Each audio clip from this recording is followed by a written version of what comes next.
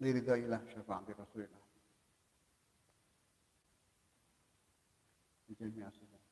Al-Fatihah. A'udzu billahi minasyaitonir rajim. Bismillahirrahmanirrahim. Alhamdulillahi rabbil alamin arrahmanir rahim maliki yaumiddin. Iyyaka na'budu wa iyyaka nasta'in. Shiratal mustaqim. Shiratal ladzina an'amta 'alaihim ghairil maghdubi 'alaihim waladdallin. Amin. Bismillahirrahmanirrahim. Alhamdulillahi rabbil alamin. Wa bihi nasta'inu ala murid dunya waddin. Salatu wassalamu ala asyrafil anbiya wal mursalin sayyidina wa maulana Muhammadin wa ala alihi wa sahbihi ajma'in. Amma ba'du.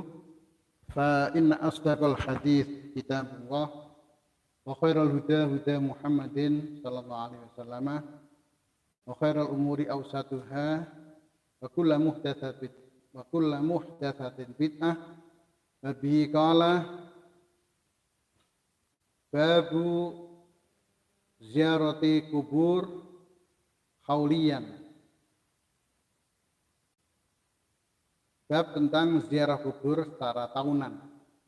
Jadi saya baru ngelegio sore tadi menjelang ke sini. Ternyata juz 1 ini sebagian besar pembahasannya tentang kematian, tentang ziarah kubur, tentang manaqib yang semuanya adalah berkaitan dengan kematian. Sebetulnya kalau kita menyadari satu hadis saja itu cukup itu. Karena ada hadis kafa bil mauti wa'idun. Cukup kematian itu sebagai wa'id, sebagai yang menuturi. Tetapi sebagaimana kebiasaan manusia itu ya memang harus dalam surat Al-Asr saja kan jelas, wal asri innal insana tapi khusrin ilah, nggak cukup amanu, masih harus amilus sholihat, masih harus yaitu apa? Tawasau bil haqqi wa tawasau bis sabri. Saya kira bab-bab yang kita kaji beberapa pertemuan ini memang seputar tentang kematian, seputar tentang ziarah kubur, dan ini ternyata ada ziarah yang dilakukan baginda Rasul sallallahu alaihi wasallam tahunan. Jadi Al-Waqidi menceritakan bahkan Rasulullah sallallahu alaihi wasallam yazuru qatla Uhudin fi kulli haulin. Jadi beliau Rasul itu ziarah orang-orang yang meninggal di Uhud setiap tahun. Wa idza laqahum bisy'ab bisy'abi rafa'a sautahu yaqulu assalamu alaikum bima sabartum wa ni'ma ubadar. Jadi memang kota Makkah kota mana? Kota Madinah itu kan lumayan jauh dari Uhud. Sehingga terkadang Kanjeng Nabi itu tidak datang ke Uhud, tetapi mungkin lewat jalan yang menuju ke Uhud. Sehingga beliau dengan lantang menyampaikan, Assalamualaikum bima sabartum, bani ma'ubadda. Ini berarti Kanjeng Nabi menyampaikan salam ini tidak pada posisi berhadapan, tetapi dari jarak jauh. Nah, kita tahu bahwa sahabat biasanya yang meniru Kanjeng Nabi. Maka ada terusan penjelasan di sini Al-Waqidi wa kana Abu Bakrin yaf'alu mithla dzalika. Abu Bakar mengerjakan seperti itu juga. Wa kadzalika Umar bin Khattab, demikian juga Umar bin Khattab, dan demikian juga Tsumma Utsman. Ini menunjukkan bahwa contoh-contoh kebaikan yang dikerjakan oleh Rasulullah SAW selalu diikuti, selalu dilanjutkan oleh para sahabat.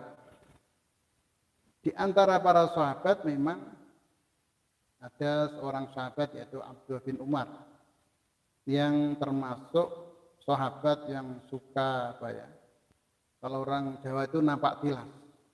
Oh, Kanjeng Nabi dulu pernah lewat kampung ini, jalan ini. Maka dalam manaqib sahabat yang paling terkenal itu ya Abdullah bin Umar. Qala dzikra yaumil wafati li ba'dil auliya'i wal ulama'i mimma la yanhahu syari'atul gharra. Utawi nyebut ing dalam dina wafat li ba'dil auliya kanggo sebagian para wali wal ulama para ulama iku mimma la yanhahu syari'ah, termasuk hal yang tidak dilarang oleh syariah al-gharra kang putih kang bagus. Haitsu anha tastamilu ghaliban. Ing dalem sekirane sak temene dzikra yaumil wafat, peringatan hari wafat adalah tastamilu mencakup ghaliban kebiasaannya ala salasati umurin atas 3 hal. Jadi peringatan wafat atau dalam istilah sehari-hari kita di orang-orang Jawa itu haul. Haul itu ya biasanya mencakup 3 hal. Apa saja? Ziaratul kubur, berziarah ke makamnya. Yang kedua, at-tasadduq bil ma'kali wal masyari, bersedekah makanan dan minuman. 2 hal ini wakilahuma ghairu manhiyan anhu, tidak ada larangan. Kemudian yang ketiga, wa minha qiraatul Qur'an wal wa'dud dini. Yang ketiga adalah apa? Membaca Al-Qur'an dan ada mau'idhah keagamaan. Maqad yuzkaru fi manaqibul mutawaffa.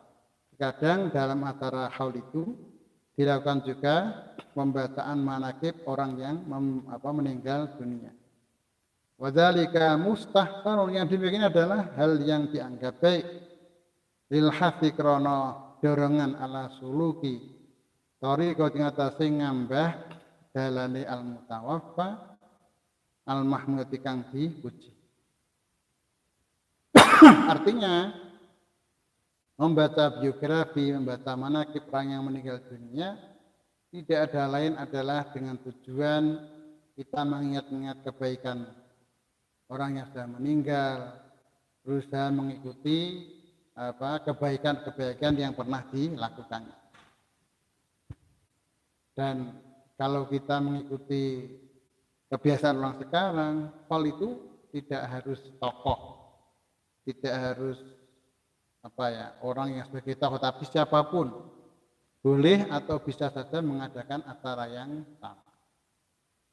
Ya, cuma mungkin ada istilahnya terbatas, atau mungkin mungkin karena tokoh yang besar maka diadakan dengan acara yang besar. Itu tergantung keluarga, tergantung istilahnya. Ya, kalau tingkatan tokoh kabupaten ya mungkin harus lumayan besar. Artinya itu tergantung keluarga dan masyarakat yang ada di sekitar. Jadi intinya haul atau peringatan kematian seseorang itu tidak lepas dari yang namanya 3 hal. Apa itu? Ziarah kubur, bersedekah makanan dan minuman, dan yang ketiga membaca Al-Quran. Dan tentunya biasanya ada al-wa'du ad-dini, nasihat-nasihat keagamaan. Qala babu al-barzanjian, ya, atau manakiban. Kita ini memang kalau di Jawa itu yang namanya acara yang berkaitan dengan kematian itu macam-macam. Seperti saya katakan tadi, ada haul, ada perjanjian, atau manakiban. Manakiban itu kalau yang saya tahu memang lebih kepada tawassulan kepada wali yang dibacakan manakibnya.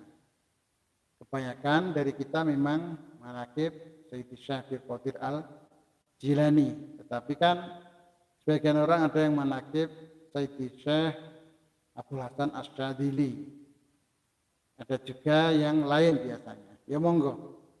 Tapi intinya yang saya baca, yang saya pelajari dari dulu tingkat pesantren, manakib itu ya identik dengan manakib Syekh Abdul Qadir Al-Jilani. Bahkan kalau manakib yang diterjemah oleh Mbah Kiai Musa itu ada tuntunan bacaan tawasulnya secara khusus. Ya intinya kita ini mengirim bacaan, mengirim doa kepada mereka. Di samping itu kita juga berharap bertawasul kepada beliau, dan bertawasul itu adalah sangat dianjurkan. Ya ayyuhalladzina amanu taqullaha wabtaghu ilaihil wasilah. Itu dalil yang apa? Yang biasa dibaca itu.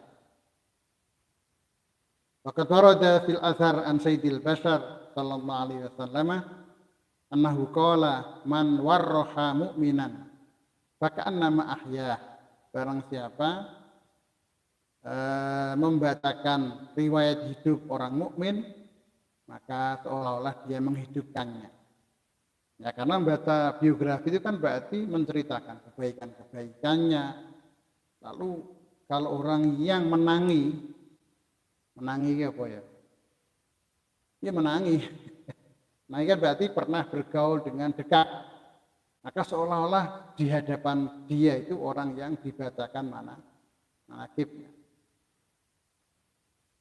Ya alhamdulillah, kalau saya pribadi itu biasanya kalau di kampung, selain apa istilahnya tetangga-tetangga yang ngekholi kerabatnya, saya juga biasanya secara rutin tiap akhir bulan ini Rabiul Tsani juga memperingati khaul orang tua saya, dan itu biasanya ada 2 sesi di Makbaroh dengan santri, itu biasanya sambil baca Al-Quran, khatmil Quran, terus malamnya di rumah itu tahlilan tetangga, dan tentunya ada mau'idhah diniyah, kita mengundang salah satu kiai yang layak untuk memberikan mau'idhah.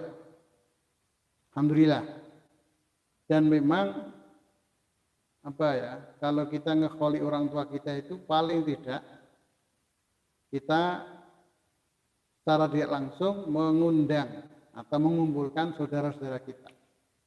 Jadi rasanya kita ingat masa kecil, rasanya kita ingat keguyuban pada saat orang tua kita masih hidup, dan itu kita teruskan sampai kapanpun. Jadi intinya apa? Intinya kalau seseorang menghauli orang tuanya, itu saya kira faedah yang sangat terasa itu ya, kumpul sedulur. Kalau orang Jawa itu istilahnya kan ada saudara tua, ada saudara muda, itu memaksa yang pernah tua juga harus datang, apalagi yang pernah adik, saya kira itu.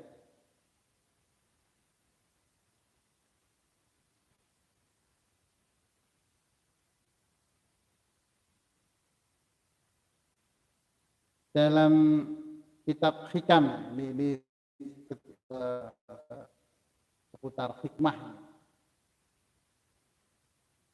Lama alimal haqqu minka wujudal malal lawana laka ta'at ay rahmatan bika wa tasdilan 'alaika bi annaka idza sa'amta min nau'in minha intaqalta ila ghairi walau kanat min nau'in wahidin las'amat hunnaf fatarakathu istiqlalan lahu bihilafil anwa'i ta'atidah. Ketika Allah Al-Haq mengetahui adanya rasa bosan, maka Allah membuat bermacam-macam taat.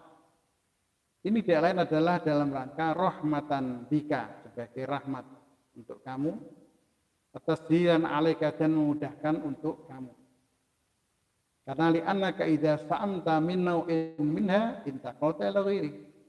Jadi kalau taat itu bermacam-macam, makanya kalau sholat saja ada sholat fardu, ada sholat sunnah. Meskipun dalam masalah sholat sunnah itu ada yang mengatakan istilahnya apa? Semacam pemanasan. Jangan langsung sholat fardu, tapi sholat sunnah dulu.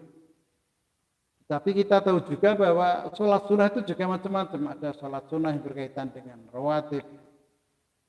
Sholat fardu berarti apa? Sholat sunnah rawatib. Sholat sunnah yang berkaitan dengan waktu duha, waktu malam, dan tentunya ada sholat sunnah yang oleh Allah Subhanahu wa taala kepada Kanjeng Nabi Muhammad sallallahu alaihi wasallam dijadikan sesuatu yang wajib.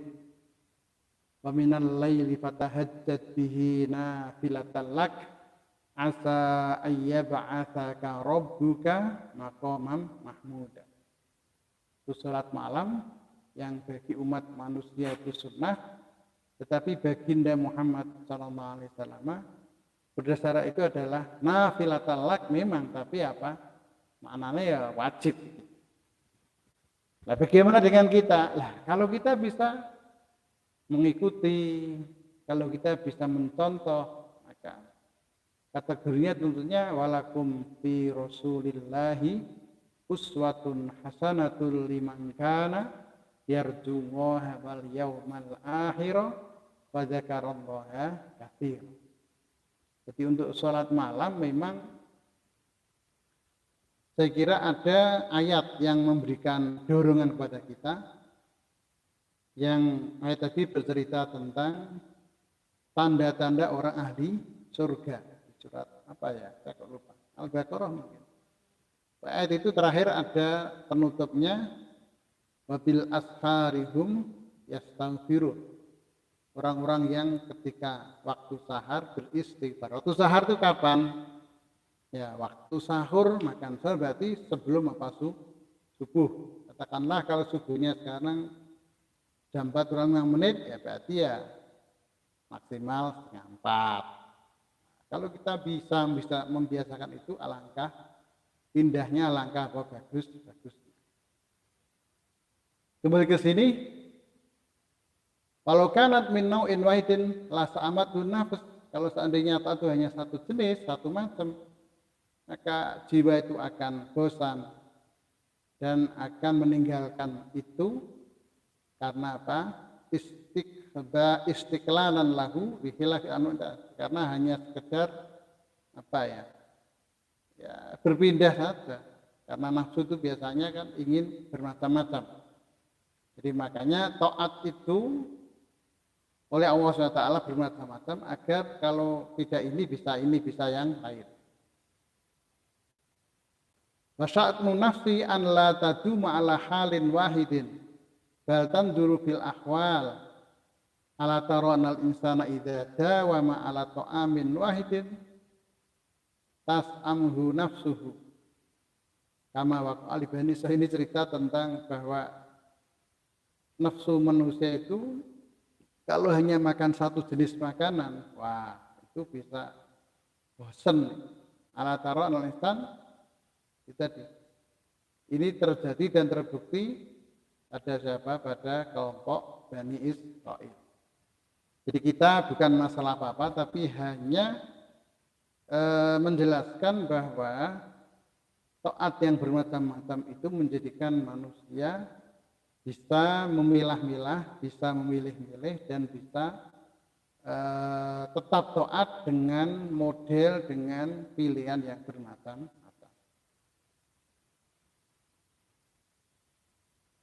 Selanjutnya tentang ini bacaan tahlil, bacaan Quran, dan zikir untuk mayit. Qala sallallahu alaihi wasallam, man a'ana ala mayyitin bi qiraatin wa dzikrin istaujaballahu lahu al jannah. Barang siapa menolong mayit dengan bacakan zikir, maka Allah mengharuskan orang tersebut surga. Kenapa ya? Orang yang baik itu kan biasanya berbuat baik kepada yang lain.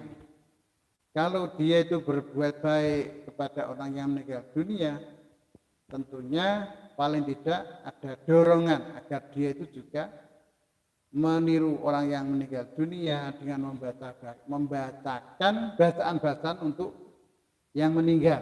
Maka katakan Nabi, ini termasuk yang menjadikan dia masuk surga. Tentunya dalam hal masuk surga itu kan kita harus punya pegangan, punya dalil. Paling tidak satu hadis, man qala fi akhiri kalamihi la ilaha illallah dakhalal jannah, barang siapa pada akhir kalamnya mengucapkan la ilaha illallah maka dia masuk surga. Terus kaitannya dengan dosa manusia bagaimana? Ada satu ayat, yang ayat ini kalau kita mau baca tentunya menjadikan pemahaman kita bagus dan berbeda dengan pemahaman orang-orang Khawarij, orang-orang yang salah. Apa itu?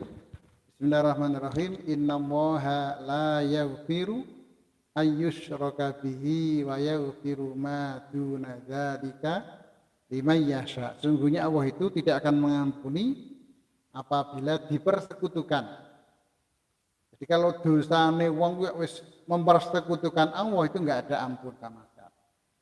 Tapi kalau dosa selain itu wa yaghfiru ma duna dzalika liman yasha, akan mengampuni dosa selain mempersekutukan bagi orang yang Allah menghendaki. Maka dalam konteks dosa dan pengampunan bagi kaum muslimin, dalam konteks di akhirat itu urusannya ya Allah itu berkenan atau tidak, meridhai atau tidak. Maka dalam pemahaman para ahli kalam, termasuk ahlus sunnah wal jamaah, menetapkan bahwa ya tetap ada urusan, ada hisab. Nah, bahwa apakah nanti disiksa atau tidak, nah itu adalah tahta masyiatillah. Artinya apa? Hisab itu tetap ada. Perhitungan amaliyah tetap ada, tetapi masalah apakah itu betul-betul diberlakukan atau tidak, itu tahta masyiatillah. Dan itu sangat-sangat enak, berbeda dengan pendapat kelompok-kelompok Khawarij yang mengatakan bahwa itu salah satunya apa itu? Dosa besar itu menjadikan orang musyrik. Wah, repot. Qur'ane wa yaghfiru ma duna dzalika liman yasha. Allah mengampuni dosa selain persekutukan bagi orang yang Allah menghendaki. Berarti apa? Allah mengampuni ini selesai itu ya, urusannya karo Gusti Allah. Begitu saja. Ya, tapi lagi-lagi kita ini kan sebagaimana Rasulullah SAW sampaikan, wataftariq ummati ala bid'in wa sab'ina firqatan. Umatku ini sebagaimana kelompok Yahudi dan Nasrani juga ada perpecahan yang sedemikian hebat sampai 70 sekian. Kalau kita nggak memaklumi ini ya kita mungkin apa istilahnya ya. Nah, kayak tukang ngapirke lah, kowe kok melo-melo ngapirke bedane apa? Begitu. Jadi kita ini kalau mazhab ahli sunnah wal jamaah yang notabene adalah Asy'ariyah dan Maturidiyah mengikuti pendapat bahwa mengkafirkan siapapun dari kelompok kaum muslimin, karena tadi pegangan kita adalah wa yaghfiru ma duna dzalika liman yasha, dan Allah mengampuni dosa selain mempersekutukan kepadanya.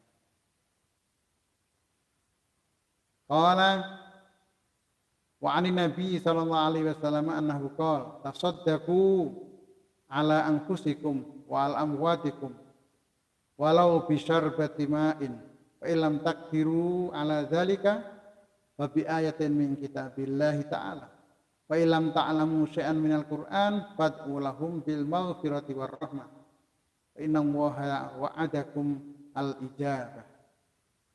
Ini makalah bukan hadis.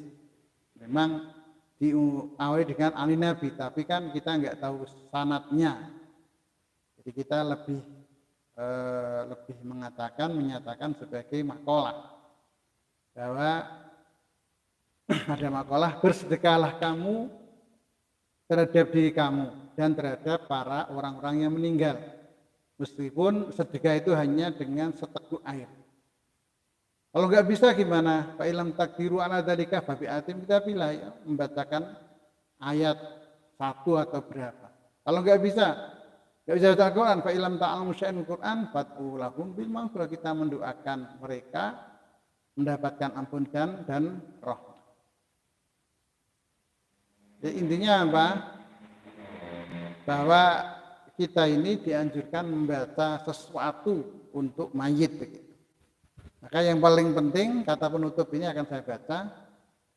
Qala An-Nawawi fi Syarhil Muhadzab, dalam kitabnya Syarh Muhadzab Al-Majmu' yustahabu yakni li zairil amwat an yaqra'a minal Qur'ani ma tayassara wa yad'ulahum akibaha nassa alaihi Syafi'i wa tafaqa alaihi al-ashab.